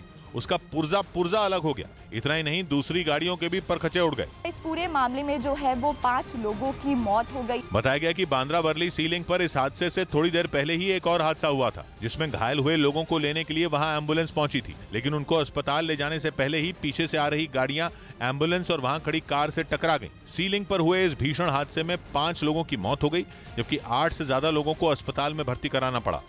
उधर पश्चिमी मीडिया ने यह दावा किया कि न्यूक्लियर ट्रेन यूक्रेन रवाना करने के बाद रूसी राष्ट्रपति पुतिन अपने टॉप सीक्रेट परमाणु बंकर में छिप गए हैं और दावा किया जा रहा है कि वो वहीं से यूक्रेन और पश्चिमी देशों के खिलाफ परमाणु हमले शुरू करने का आदेश दे सकते हैं, जिसका सीधा मतलब होगा तीसरा विश्व युद्ध, क्योंकि अगर पुतिन ने परमाणु हथियार चला दिया तो अमेरिका के साथ नेटो के तमाम देश सीधे सीधे जंग में उतर जाएंगे। पश्चिमी देशों की तरफ से भी रूस के न्यूक्लियर हमले का जवाब परमाणु मिसाइलों से दिया जाएगा और अगर ऐसा हुआ तो दुनिया में तीसरे विश्व युद्ध की आग भड़क जाएगी। पश्चिमी मीडिया की तरफ से यह भी दावा किया गया कि पुतिन जंग के लंबा खिंचने से परेशान है। वो किसी भी सूरत में यूक्रेन को घुटनों पर लाना चाहते हैं। यही वजह है कि उन्होंने परमाणु हथियारों से लैस एक ट्रेन को यूक्रेन रवाना कर दिया और इसी वजह से यह दावा किया जा रहा है कि पुतिन यूक्रेन को तबाह करने के लिए कभी भी न्यूक्लियर हमले का बटन दबा सकते हैं। दलील यह दी जा रही है कि यूक्रेन पर एटम बम गिराने से पहले ही पुतिन साइबेरिया पहुंच चुके हैं, जहां वो टॉप सीक्रेट परमाणु बंकर में छिपे हैं। बताया जाता है कि साइबेरिया में रूस के कई परमाणु बंकर हैं, लेकिन ये किसी को नहीं पता कि पुतिन किस बंकर में मौजूद है। हालांकि ये दावा किया गया कि पुतिन का बंकर इतना मजबूत है कि उस पर परमाणु बम का भी असर नहीं होगा। डेली मेल की एक रिपोर्ट के मुताबिक जिस बंकर में पुतिन छिपे हैं उसमें 1 लाख लोग आराम से रह सकते हैं। यही नहीं, ये भी दावा है कि उस बंकर को कुछ इस तरह से डिजाइन किया गया है कि पुतिन वहीं से रूस पर शासन कर सकते हैं। खबर है कि पुतिन के रिश्तेदारों के अलावा रूस के प्रधानमंत्री और बड़े बड़े अधिकारियों और उनके रिश्तेदारों को भी बंकर में पहुंचाने का काम शुरू कर दिया गया है। और इसी बात से यह अंदाजा लगाया जा रहा है कि पुतिन यूक्रेन पर परमाणु हमले का मन बना चुके हैं और इसीलिए उन्होंने न्यूक्लियर हथियारों से लैस ट्रेन को यूक्रेन रवाना किया है। और पश्चिमी देशों को, खासकर अमेरिका को, पुतिन ने ये चेतावनी भी दे दी कि अगर नेटो देशों ने जंग में यूक्रेन को हथियारों की मदद नहीं रोकी तो वो परमाणु बम गिराने से भी नहीं हिचकेंगे, क्योंकि पिछले 224 दिनों से यूक्रेन और रूस के बीच जंग जारी है। दोनों ही देशों के हजारों सैनिकों की मौत हो चुकी है, लेकिन इसके बाद भी न तो ज़ेलेंस्की हार मानने को तैयार हैं और न ही पुतिन अपना सैन्य अभियान रोकने के लिए राजी हैं। हालांकि इस दौरान पुतिन ने यूक्रेन के 4 बड़े इलाके डोनेस्क, लुहांस्क, जापोरिजिया और खैरसोन को रूस में मिला लिया, लेकिन इसके बाद भी कई इलाकों में यूक्रेन की फौज रूसी सेना को मुंहतोड़ जवाब दे रही है। मतलब ये कि इतने दिनों तक जंग लड़ने के बाद भी पुतिन के हाथ ज्यादा कुछ नहीं लगा। भले ही कुछ इलाकों पर रूस ने कब्जा जमा लिया हो, लेकिन यूक्रेन का बड़ा हिस्सा अब भी उसकी पहुंच से दूर है। जबकि जंग से पहले पुतिन ये सोचकर बैठे थे कि कुछ दिनों में यूक्रेन की सेना उनके आगे घुटने टेक देगी, लेकिन उन्हें तब झटका लगा जब अमेरिका और नेटो देश जंग में यूक्रेन के साथ खड़े हो गए। पश्चिमी देशों ने यूक्रेन की सेना को पुतिन की फौज से लोहा लेने के लिए एक से बढ़कर एक खतरनाक और ताकतवर हथियार दिए, जिनके दम पर यूक्रेन की सेना न सिर्फ इतने दिनों से जंग में खड़ी है, बल्कि कुछ इलाकों से रूसी फौजों को खदेड़ तक दिया है। इस दौरान कई बार पुतिन ने अमेरिका और नेटो देशों को परमाणु हमले की धमकी दी। कई बार ये जताने की कोशिश की गई कि अगर अमेरिका ने यूक्रेन को हथियार देने बंद नहीं किए तो उनके शहरों को परमाणु मिसाइलों से निशाना बनाया जाएगा। लेकिन रूस की इन तमाम धमकियों का न तो अमेरिका पर कोई असर हुआ और न ही नेटो के दूसरे देशों पर। और इसी वजह से पुतिन का गुस्सा 7वें आसमान पर पहुंच गया। दावा तो यह तक किया जा रहा है कि पश्चिमी देशों को सबक सिखाने के लिए पुतिन परमाणु हथियारों को इस्तेमाल करने की पूरी तैयारी कर चुके हैं, क्योंकि एक रोज पहले ही नेटो ने भी परमाणु हमले को लेकर चेतावनी जारी की थी। नेटो को शक है कि पुतिन न्यूक्लियर हमले के लिए बेलग्राद पनडुब्बी का इस्तेमाल कर सकते हैं। ये पनडुब्बी पहले श्वेत सागर में तैनात थी, लेकिन अब खबर है कि ये साइबेरिया पहुंच चुकी है। दावा तो ये तक किया जा रहा है कि पुतिन ने बेलग्राद न्यूक्लियर सबमरीन से हमले का आदेश तक दे दिया है। दावा किया जा रहा है कि इस सबमरीन में 100 मेगा टन तक के परमाणु हथियार लोड किए जा सकते हैं, जबकि रूस का दावा है कि बेलग्राद के अंदर एक ऐसा हथियार भी लोड किया गया है जो जापान के हिरोशिमा पर दागे गए बम से 100 गुना ज्यादा ताकतवर है। मतलब ये कि अगर पुतिन का ये हथियार चल गया तो दुनिया में तबाही मचनी तय है। इस बीच पश्चिमी मीडिया ने दावा किया कि यूक्रेन ने परमाणु हमले से बचने की तैयारी तेज कर दी है। खबर है कि यूक्रेन की सरकार कीव के लोगों को पोटेशियम आयोडीन की गोलियां बांट रही है, ताकि अगर रूस कीव पर परमाणु बम से हमला करे तो लोगों की जान बचाई जा सके। असल में पोटेशियम आयोडीन की मदद से परमाणु हमले के रेडिएशन का प्रभाव कम किया जा सकता है, इसलिए इसका इस्तेमाल थायराइड और कैंसर जैसी बीमारियों के इलाज में भी किया जाता है। यही वजह है कि यूक्रेन की सरकार राजधानी कीव में ये दवाइयां बंटवा रही है, ताकि हमले से ठीक पहले लोग इन्हें खाकर परमाणु हमले के खतरनाक रेडिएशन से बच सकें। क्योंकि कुछ दिन पहले पुतिन ने ये साफ कह दिया है कि जरूरत पड़ने पर वो परमाणु हमले से भी नहीं कतराएंगे। जिसने यूक्रेन की चिंता बढ़ा दी है। वहीं दावा है कि पुतिन ने परमाणु हथियारों से भरी एक ट्रेन भी यूक्रेन रवाना कर दी है, जिसके बाद कीव पर न्यूक्लियर अटैक का खतरा और बढ़ गया है। इधर रिलायंस के अस्पताल को धमकी भरे फोन के बाद अफरा तफरी मच गई। मुंबई के सर एचएन रिलायंस फाउंडेशन अस्पताल को फोन पर बम से उड़ाने की धमकी दी गई। बताया गया कि फोन करने वाले ने मुकेश अंबानी और उनके परिवार को भी धमकी दी। बम से उड़ाने की धमकी मिलने के बाद अस्पताल की सुरक्षा बढ़ा दी गई। साथ ही बम निरोधक दस्ता वहां जांच के लिए पहुंचा। मुंबई पुलिस दावा कर दी कि जल्द से जल्द इस पूरे मामले को सुलझा दिया जाएगा। पुलिस ने इस मामले में केस दर्ज कर लिया और पड़ताल के लिए 3 टीमें बना दी। मुंबई पुलिस इस तरह की घटना को लेकर के अत्यंत सजग है और जल्द ही हम आरोपी को अरेस्ट करके उस पर कठोर प्रतिबंधक कार्रवाई करेंगे। उधर नासिक हाईवे पर उद्धव और शिंदे गुट के समर्थक आपस में उलझ पड़े। उद्धव गुट की महिला समर्थकों ने आरोप लगाया कि दूसरे गुट के लोग उनसे छेड़खानी कर रहे थे, जिन्हें उद्धव गुट की महिलाओं ने कार से खींचकर उतारा और थप्पड़ जड़ने शुरू कर दिए। पहले आदमी को पीटने के बाद महिलाओं ने दूसरे आदमी का कॉलर पकड़ा और उसे भी कार से बाहर खींच लिया। इसके बाद उसके साथ भी उसी तरह से मारपीट की गई।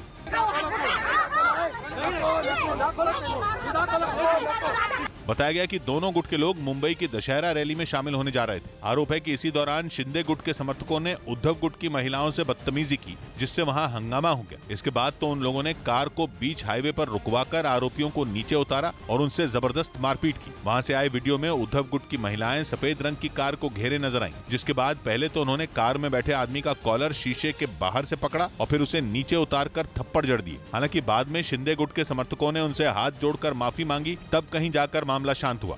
इस बीच मेक्सिको से हैरान कर देने वाला एक वीडियो सामने आया। वहां एक मिलिट्री हेलीकॉप्टर हादसे का शिकार हो गया। बाद में इसका वीडियो सोशल मीडिया पर वायरल हो गया, जिसमें एक हेलीकॉप्टर रिहायशी इलाके में जा गिरा।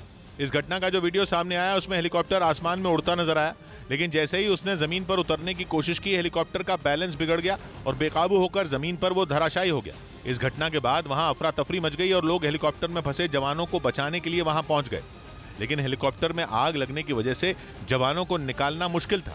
हालांकि घटना की जानकारी मिलने के बाद फौरन पुलिस के जवान वहां पहुंच गए, जिसके बाद रेस्क्यू ऑपरेशन शुरू किया गया। जानकारी के मुताबिक इस हादसे में 3 लोगों की मौत हो गई, जबकि 2 लोग बुरी तरह घायल हो गए, जिन्हें अस्पताल में भर्ती करवाया गया। ब्रेकिंग न्यूज आ रही है दिल्ली से। वहां गांधीनगर इलाके में मौजूद कपड़े की एक दुकान में भीषण आग लग गई। बताया जा रहा है कि दुकान एक 3 मंजिला इमारत के पहले फ्लोर पर मौजूद है।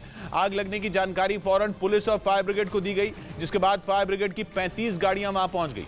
लेकिन समस्या यह है कि जिस इमारत में आग लगी है वो गलियों के बीच मौजूद है, माफ कीजिएगा, और वहां फायर ब्रिगेड की गाड़ियों का पहुंचने में काफी मुश्किलों का सामना करना पड़ रहा है। हालांकि आग बुझाने के लिए दमकल विभाग के करीब 150 कर्मचारी जुटे हुए हैं। खबर है कि दुकान में शॉर्ट सर्किट की वजह से आग लगी है। दीपक बिष्ट हमारे साथ जुड़ रहे हैं। दीपक, क्या पता चल रहा है? और देखिए किशोर, अभी भी जो आग है वो उस पर काबू पाना बहुत मुश्किल हो रहा है, क्योंकि दमकल विभाग का कहना है कि आसपास जो है पानी की शॉर्टेज है और जो गाड़ियां दमकल की 35 गाड़ियों को लगाया गया है उनको पानी भी चाहिए लगातार आग बुझाने के लिए, तो उसकी काफी मुश्किल हो रही है। तंग गलियां हैं और कपड़ों की जो हौजरी है या दूसरे जो रेडीमेड गारमेंट्स की शॉप्स है वो ज्यादा है। और ये एक शॉप में लगी थी शाम को तकरीबन 5:40 पर, लेकिन उसके बाद ये बढ़ती चली गई और अब बेकाबू होती जा रही है। फिलहाल दमकल का कहना है कि कोई हताहत नहीं है, लेकिन जो दुकानें हैं उनको आग से बचाने की यहाँ पर पूरी कवायद की जा रही है। शुक्रिया दीपक आपका। इधर बाल ठाकरे की बहू और बेटे शिंदे की रैली में शामिल हुए। मुंबई में शिवसेना की दशहरा रैली में सीएम एकनाथ शिंदे ने ताकत दिखाई। इसमें शिंदे के साथ मंच पर बाला साहब ठाकरे के बड़े बेटे जयदेव ठाकरे भी नजर आए। उनके अलावा ठाकरे परिवार की दूसरी बहू स्मिता ठाकरे भी रैली में शामिल हुई।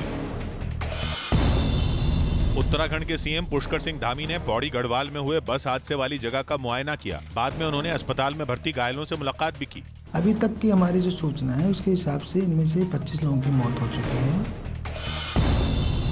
यूपी सरकार राज्य में जल्द मुख्यमंत्री बीमा दुर्घटना योजना की शुरुआत करेगी। इसके तहत हादसे में मारे गए लोगों के परिवारों को 2 लाख तक की मदद दी जाएगी।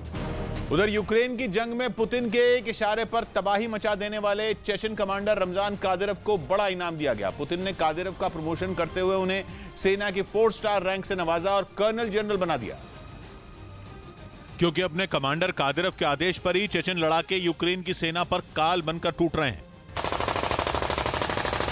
वो कादिरफ ही हैं जिन्होंने जंग की शुरुआत से अब तक पुतिन का हर कदम पर साथ दिया। पुतिन के कहने पर उन्होंने अपने सबसे खूंखार चेचन कमांडरों को युद्ध के मैदान में उतार दिया।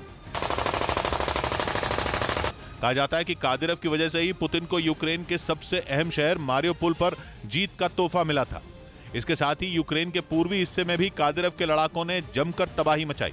कहा जाता है कि रमजान कादिरफ ने पुतिन से किए वादे को पूरा करने के लिए अपने लड़ाकों को जंग में खुली छूट दे दी, जिससे रूसी सेना के हौसले पस्त होने लगे। और यही वजह रही कि यूक्रेन की जंग के शुरुआती दिनों में रूसी सेना और चेचन लड़ाक के एक के बाद एक इलाकों पर कब्जा जमाते गए, लेकिन उनकी यह खुशी ज्यादा दिनों तक नहीं टिकी क्योंकि यूक्रेन ने पलटवार शुरू कर दिया। लेकिन माना जाता है कि कादिरफ फिर भी नहीं घबराए। कई मौकों पर तो उन्होंने खुलकर रूस की सेना को भागने पर लताड़ लगाई। जंग लंबी खिंचने की वजह से पुतिन भी अपने ही घर में घिर गए। उनकी रणनीति पर सवाल उठने शुरू हो गए, लेकिन ऐसे हालात में भी कादिरफ ने उनका साथ नहीं छोड़ा। वो लगातार चेचन लड़ाकों के साथ पुतिन का भी हौसला बढ़ाते रहे, यूक्रेन के खिलाफ जंग को जायज ठहराते रहे। कादिरफ ने कई बार साफ कहा कि जंग जीते बिना अब यूक्रेन से लौटना मुमकिन नहीं। इतना ही नहीं, उन्होंने तो पुतिन के परमाणु हमले के बयान का भी खुलकर समर्थन किया। 2 रोज पहले तो खुद कादिरफ ने पुतिन को सलाह दे दी कि यूक्रेन पर परमाणु हमला कर देना चाहिए। अब पुतिन ने अपने इसी वफादार कमांडर को तरक्की का तोहफा दिया और उन्हें कर्नल जनरल बना दिया। इधर उत्तर प्रदेश के लखनऊ में भारी बारिश ने जमकर तबाही मचाई। बीते 24 घंटे से हो रही मूसलाधार बारिश की वजह से सड़कों और घरों में पानी भर गया, जिससे वहां रहने वाले लोगों की मुसीबतें बढ़ गईं। राजधानी लखनऊ से सामने आए एक वीडियो में सड़क पर पानी ही पानी नजर आया, जिसे देखकर ऐसा लगा मानो कोई नदी वहां से बह रही हो। सड़क पर पानी भरने से गाड़ियों की रफ्तार थम गई। सैलाब केवल सड़कों पर ही नहीं दिखा, बल्कि निचले इलाकों में तो हालात और भी ज्यादा खराब नजर आए। वहां लोगों के घरों के बाहर घुटनों तक पानी भरा दिखाई दिया। लगातार हो रही बारिश की वजह से कई इलाकों में बाढ़ जैसे हालात बन गए। वहीं इसी तरह की तस्वीर शहर के दूसरे इलाके से भी सामने आई। वहां मूसलाधार बारिश से एक पंडाल धराशायी हो गया। हालांकि गनीमत यह रही कि इस हादसे में किसी को कोई नुकसान नहीं पहुंचा। जितनी भी गाड़ियां इस सबवे के नीचे से गुजर रही हैं, वो काफी संभल कर चल रही हैं। लोग इस बारिश को एंजॉय भी कर रहे हैं। उधर केसीआर की पार्टी का नाम बदल गया। तेलंगाना के सीएम के चंद्रशेखर राव ने अपनी पार्टी तेलंगाना राष्ट्र समिति का नाम बदलकर भारत राष्ट्र समिति कर दिया। माना जा रहा है कि ऐसा कर उन्होंने 2024 में राष्ट्रीय राजनीति में महत्वपूर्ण भूमिका निभाने के संकेत दिए। लखनऊ में हुई भारी बारिश की वजह से एक दुर्गा पूजा पंडाल गिर गया, जिसके बाद पुलिस की मदद से वहां फंसे हुए लोगों को बाहर निकाला गया। पूजा पंडाल था, भारी बारिश की वजह से ये पूरी तरीके से धराशायी हो गया। टीम इंडिया के क्रिकेटर अजिंक्य रहाणे फिर पिता बन गए। उनकी पत्नी राधिका ने बेटे को जन्म दिया।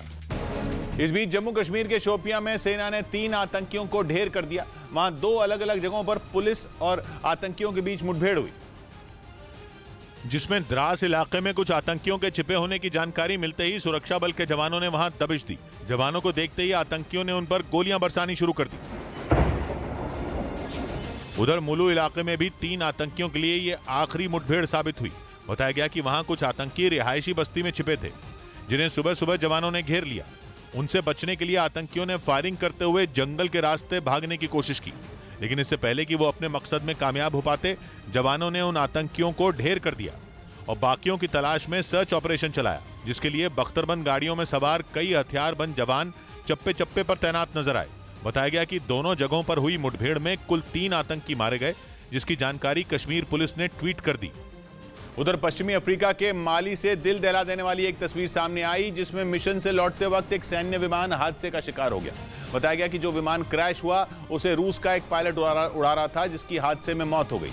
इस दर्दनाक हादसे का एक वीडियो भी सामने आया, जिसमें वो विमान तेजी से एक शहर के ऊपर से गुजरता दिखाई दिया, लेकिन चंद सेकंड बाद ही वो आसमान से जमीन पर आ गिरा। जमीन पर गिरते ही आग की लपटों ने पूरे विमान को घेर लिया।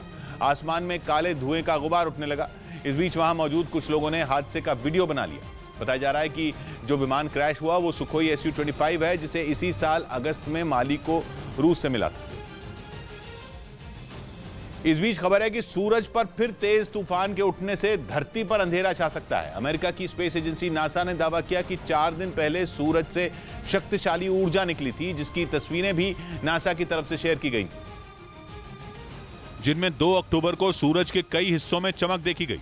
नासा के मुताबिक उस दिन सूरज से अंतरिक्ष में काफी ज्यादा ऊर्जा निकली थी। माना जा रहा है कि सूरज से निकली ऊर्जा अगर अंतरिक्ष में बड़ी मात्रा में फैल जाती है और सूरज पर उठा तूफान धरती से टकराता है तो पूरी दुनिया अंधेरे में डूब सकती है और कुछ देर के लिए इसका असर सिग्नल ट्रांसमिशन पर भी पड़ सकता है। सूरज की ओर से अंतरिक्ष में छोड़े गए रेडिएशन को सोलर फ्लेयर कहते हैं, जो कि सूरज की सतह से निकलने वाली मैग्नेटिक एनर्जी के कारण निकलते हैं। और सूरज पर होने वाली ऐसी खगोल घटनाओं का असर धरती पर भी पड़ता है। हालांकि वैज्ञानिकों के मुताबिक इससे इंसानों को कोई नुकसान नहीं पहुंचता, लेकिन तकनीक पर सूरज से निकलने वाली मैग्नेटिक एनर्जी का असर पड़ सकता है। सूरज से निकला रेडिएशन अंतरिक्ष यानों, अंतरिक्ष यात्रियों, पावर ग्रिड और जीपीएस पर असर डाल सकता है। नासा के मुताबिक इस बार सूरज के कई हिस्सों में चमक को कई घंटों तक देखा गया था। हालांकि सूरज पर तूफान उठने की यह कोई पहली घटना नहीं है। इससे पहले भी अप्रैल में नासा की तरफ से इस तरह की घटना के बारे में बताया गया था। वैज्ञानिकों के मुताबिक इस दौरान बड़ी मात्रा में सूरज से ऊर्जा बाहर निकलती है, जो अंतरिक्ष में फैल जाती है, जिससे धरती पर भी संकट गहराने की आशंका बढ़ जाती है। इधर अजान के वक्त अमित शाह ने अपना भाषण रोक दिया। गृह मंत्री अमित शाह ने बारामूला में जनसभा के दौरान अजान की आवाज सुनकर अपना भाषण बीच में रोक दिया। बाद में लोगों से पूछने के बाद उन्होंने बोलना शुरू किया। इससे पहले वहां गृह मंत्री की सुरक्षा के लिए बुलेट प्रूफ शीशा भी लगाया गया था, जिसे उन्होंने हटवा दिया। केरल में कोच्चि एयरपोर्ट से 3 किलो से ज्यादा सोना बरामद किया गया। बताया गया कि पकड़े गए सोने की कीमत करीब 1.5 करोड़ है। अलीगढ़ में एक सीएनजी पंप पर पैसों के लेन देन पर झगड़ा हो गया, जिसके बाद कार में आए कुछ लोगों पर 2 कर्मचारियों को पीटने का आरोप लगा। आईसीसी की ताजा जारी T20 बल्लेबाजों की रैंकिंग में सूर्य कुमार यादव नंबर 1 के काफी करीब पहुंच गए। पाकिस्तान के मोहम्मद रिजवान 854 अंकों के साथ नंबर 1 पर हैं, जबकि सूर्य कुमार 838 अंकों के साथ दूसरे स्थान पर बने हुए हैं। उधर दिल्ली के पास गुरुग्राम से दिल दहला देने वाला एक वीडियो सामने आया, जिसमें तेज रफ्तार कार की टक्कर से मोटरसाइकिल सवार की मौत हो गई। यह घटना 28 सितंबर की बताई गई, जिसका डरा देने वाला वीडियो अब सामने आया, जिसमें दिखा कि बेकाबू कार ने न केवल मोटरसाइकिल सवार प्रॉपर्टी डीलर को टक्कर मारी, बल्कि रुककर मदद करने के बजाय 50 फीट तक उसे घसीटती चली गई। इस दौरान सड़क पर चिंगारी नजर आई, जबकि मोटरसाइकिल सवार उछलकर दूर जा गिरा। सोशल मीडिया पर वायरल हो रहे वीडियो में दिखा कि जब वो यू टर्न ले रहा था, तभी पीछे से आ रही एक तेज रफ्तार कार उससे जा भिड़ी। फिर तो वहां अफरा तफरी मच गई। कुछ लोग उसकी मदद के लिए भी पहुंचे, हालांकि तब तक उसने दम तोड़ दिया, जबकि आरोपी कार समेत वहां से रफूचक्कर हो गया। हादसे को 7 दिन बीत जाने के बाद भी कार सवार का कुछ पता नहीं चल पाया। इस बीच बाल्टिक सागर में नॉर्थ स्ट्रीम पाइपलाइन में हुए धमाके की जांच पर नई जंग छिड़ गई। पाइपलाइन से गैस अब तक लीक हो रही है, लेकिन लीकेज रोकने के लिए कोई कदम नहीं उठाया जा रहा। पाइपलाइन ऑपरेट करने वाली कंपनी का दावा है कि उसे तो धमाके वाली जगह के पास पहुंचने तक नहीं दिया जा रहा, क्योंकि यूरोप को शक है कि लीकेज ठीक करने के नाम पर वो कंपनी धमाके के सबूत मिटा सकती है। करीब 1 हफ्ता बीतने के बाद भी बाल्टिक सागर में नॉर्थ स्ट्रीम पाइपलाइन से गैस का रिसाव पूरी तरह रुका नहीं है। लगातार गैस के लीक होने का असर बाल्टिक में रहने वाली मछलियों और वहां के वातावरण पर पड़ रहा है, लेकिन यूरोप को फिक्र है तो बस पुतिन से बचने की। नॉर्ड स्ट्रीम 2 और नॉर्ड स्ट्रीम 1 पाइपलाइन में हुए धमाके की जांच करने का दावा शुरुआत में ही कर दिया गया था। पाइपलाइन ऑपरेट करने वाली कंपनी ने भी कहा था कि वो धमाके के कारणों की जांच करेगी, लेकिन डेनमार्क और स्वीडन मानने को तैयार नहीं है। दोनों देशों की अपनी जांच एजेंसियां हैं जो इन धमाकों की जांच करने पर अड़ी हैं, क्योंकि पहला धमाका बाल्टिक सागर में जिस जगह हुआ वो डेनमार्क की समुद्री सीमा में है, जबकि दूसरा धमाका जहां हुआ था वो स्वीडन की समुद्री सीमा में है। यही वजह है कि दोनों देशों की जांच एजेंसियां धमाके के बाद से ही जांच में जुटी हैं। लेकिन अब तक सिर्फ ये बता पाई हैं कि नॉर्थ स्ट्रीम पाइपलाइन में हुआ विस्फोट कोई तकनीकी चूक नहीं थी। पाइपलाइन में धमाका जानबूझकर विस्फोटक लगाकर दिया गया था, और इसीलिए दोनों देशों की जांच एजेंसियां अब नॉर्थ स्ट्रीम पाइपलाइन की जांच में जुटी हैं। समुद्र के बहुत बड़े हिस्से में नावों तक पहुंचने पर रोक लगा दी गई है। हर तरह के अंडर वाटर ऑपरेशंस पूरी तरह बंद कर दिए गए हैं, लेकिन गैस लीकेज बंद होने से पहले धमाके की जांच आसान नहीं है। यही वजह है कि अब पाइपलाइन ऑपरेट करने वाली एजेंसियों को रोकना मुश्किलें बढ़ा सकता है, लेकिन यूरोप को लगता है कि पाइपलाइन ऑपरेट करने वाली कंपनियां तो पुतिन के इशारे पर चल रही हैं। अगर धमाके के पीछे पुतिन का दिमाग है तो वो कंपनियां गुनाह के सबूत भी मिटा सकती है। दावा ये किया जा रहा है कि स्वीडन और डेनमार्क की जांच एजेंसियां अभी 20 दिन तक धमाके वाली जगह को सील करने वाली हैं। दोनों देशों की एजेंसियों को तो शक है कि धमाके से पहले जानबूझकर पाइपलाइन में गैस का प्रेशर बढ़ाया गया था। मतलब ये कि धमाके की साजिश में पाइपलाइन ऑपरेट करने वाली कंपनियां भी शामिल हो सकती हैं, लेकिन दोनों की इस रस्साकशी की वजह से बाल्टिक सागर के बहुत बड़े हिस्से में गैस का रिसाव बंद होने का नाम नहीं ले रहा। वहीं बाल्टिक सागर में हुए पाइपलाइन पर हमले का असर अब नॉर्थ सी में भी देखने लगा है। ब्रिटेन ने नॉर्थ सी में अपनी नौसेना के जंगी जहाज को तैनात कर दिया है। दावा यह है कि नॉर्थ सी में यह तैनाती रूस से डर की वजह से की गई है, क्योंकि ब्रिटेन को डर है कि नॉर्थ स्ट्रीम पाइपलाइन जैसा हमला नॉर्थ सी में भी हो सकता है। इसीलिए समुद्र में सुरक्षा की पुख्ता तैयारी की गई है। ब्रिटेन ने अपने जंगी जहाज HMS समरसेट को तैनात कर दिया है। इसके अलावा निगरानी करने वाले एक जहाज को भी नॉर्थ सी में भेजा गया है। इन जहाजों को भेजने का मकसद नॉर्थ सी में रूस से ब्रिटेन की सुरक्षा है। नॉर्थ सी में भी गैस की कई पाइपलाइन गुजरती हैं। वहां अगर हमला हुआ तो ब्रिटेन घुटनों पर आ जाएगा, जिसकी सुरक्षा के लिए ब्रिटेन ने पूरी ताकत लगा दी है। ब्रिटेन में पहले से महंगाई ने हाल बेहाल किया हुआ है। अगर वहां पाइपलाइन पर आफत आई तो कीमतें तो कई गुना बढ़ेंगी ही, गैस की किल्लत भी पैदा हो जाएगी। इसके अलावा वहां तारों का भी एक बड़ा जाल बिछा है, ऐसी तारें जिनके जरिए ब्रिटेन तक इंटरनेट पहुंचता है। इन तारों पर अगर हमला हो गया तो पूरे ब्रिटेन में इंटरनेट चलना बंद हो जाएगा। खबर तो यह भी है कि नॉर्वे भी अपनी नौसेना को नॉर्थ सी में भेजने वाला है। इसके लिए ब्रिटेन और नॉर्वे ने मिलकर प्लान बनाया है।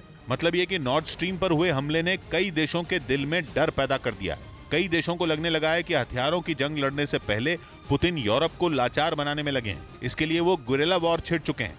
इधर सीएम योगी ने तेंदुए को दूध पिलाया। यूपी के सीएम योगी आदित्यनाथ ने गोरखपुर में चिड़ियाघर का दौरा किया और इस दौरान उन्होंने तेंदुए के एक बच्चे को बोतल से दूध भी पिलाया। केमिस्ट्री के क्षेत्र में नोबेल पुरस्कार का ऐलान कर दिया गया। इस साल 3 लोगों को इस पुरस्कार से नवाजा गया, जिनमें अमेरिका की कैरोलिन आर बर्टोजी, के बेरी शार्पलेस और डेनमार्क के मार्टिन मेंडल शामिल हैं। इन्हें क्लिक केमिस्ट्री विकसित करने के लिए यह सम्मान दिया गया। मंगलवार से शुरू होने वाले फीफा अंडर 17 महिला फुटबॉल वर्ल्ड कप के लिए भारतीय टीम का ऐलान कर दिया गया। भारत का पहला मैच अमेरिका से होगा।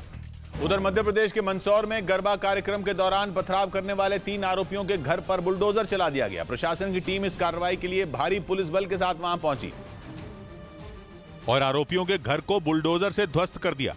पुलिस की कार्रवाई का जो वीडियो सामने आया उसमें बुलडोजर एक घर को तोड़ता दिखाई दिया।